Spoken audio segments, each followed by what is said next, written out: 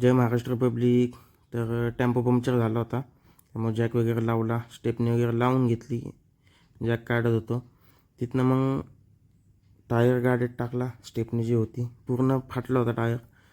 गाडीत टाकला, म्हणलं आज टायरच चेंज करून टाकावं. जाता जाता बघितलं वॉशिंग सेंटर दिसलं. मग मस्तपैकी टेम्पो चकाचकपणे वॉशिंग करून घेतला. मग एवढी माती निघली की वास रे वास.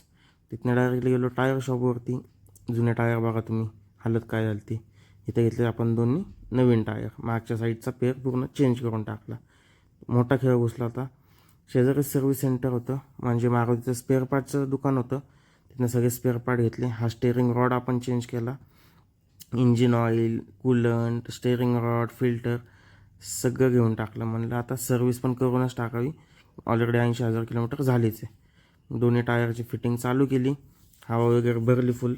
दादांनी घेतलं टायर फिटिंगला. मस्तपैकी गडगड करून फिटिंग करून घेतले टायर. मग बघा हळूच अशी गाडी सोडली खाली. जॅकवरनं खाली गाडी घेतली. तिथनं मग निघालो नाशिक फाट्याला. म्हणलं आता मॅटिंग वगैरे पण चेंज करून घ्यावी. तर हे ग्रासचे मॅट टाकून घेतले. Stay tune guys.